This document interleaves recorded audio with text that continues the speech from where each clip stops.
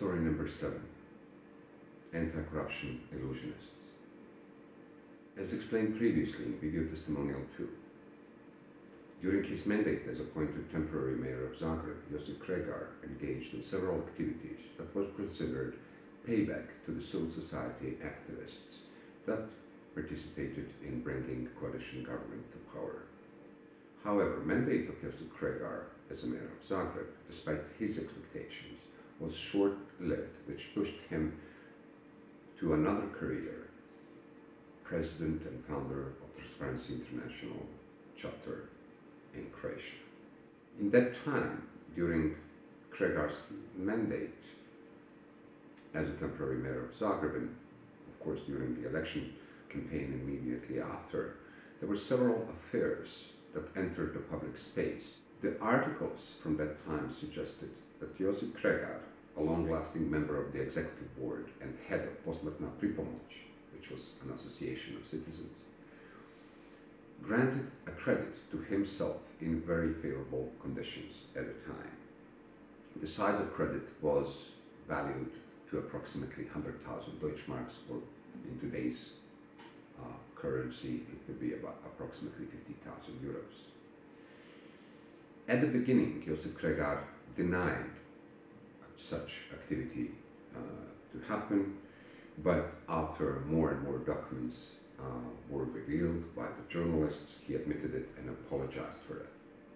While giving a credit to himself was borderline criminal conduct, there were other issues that are considered important for our story in this case. For us, it was important that story came out due to investigation of the financial police that was conducted at the time into wrongdoings of the management board in PSDPartnerstvo. Special attention of that investigation was on companies owned by association, especially Guy Grupa and Zlatica, which was a saving mechanism for its members. From anti-corruption standpoint, and special interest of the PSD was the fact that police officer in charge of the investigation was, as soon as documents leaked to the public, discharged from this case and fired from the financial police department. However, other repayment of Josip Kregar to his political patrons was more visible. As we, the PSD, proposed the set of laws that I spoke about earlier, fundamental for fight against corruption, including the law on suppression of conflict of interest, Josip Kregar,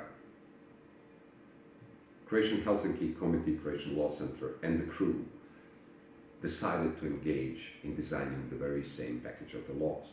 Despite the fact that we had draft laws ready, Kregar and the group managed to push through their proposal, which was widely accepted by the government, coalition government in power, and that proposal came through. The result of this process, where Kregar played a role, was that we had first anti-conflict of interest law in Croatia, which had very obscure clause in it. This clause specifically stated that law is applicable only to a people that own more than 25% of the shares in certain private companies. This basically undermined the very purpose of anti-conflict of interest legislation. The purpose of activity of Josip Kregar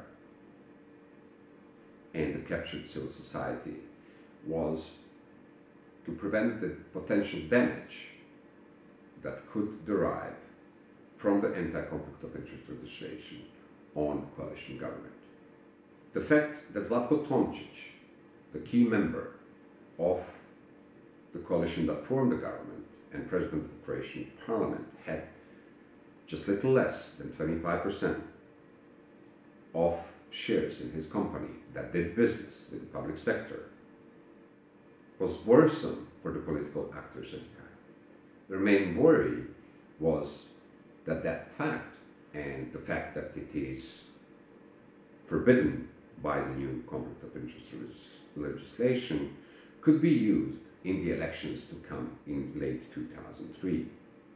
Therefore, Yossi Kregar and his crew were there to prevent this discussion from happening, and they were engaged in legalizing the position of Zlatko Tomčić, so that we never question his morality, integrity, or potentially corrupt behavior.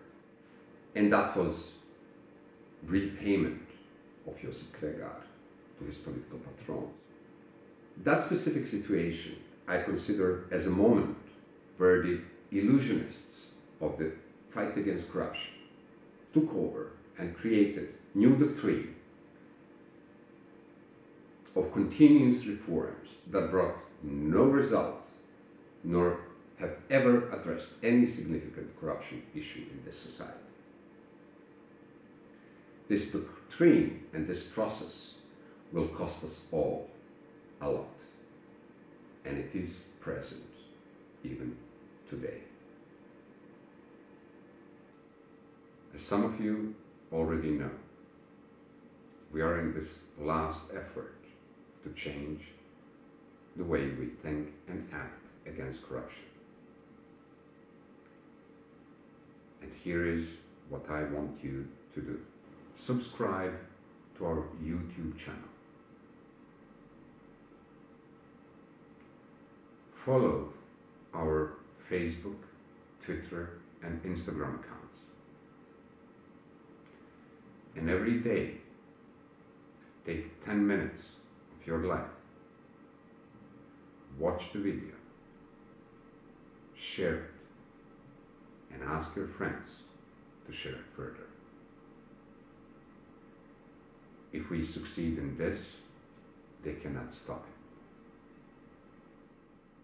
Finally, participate.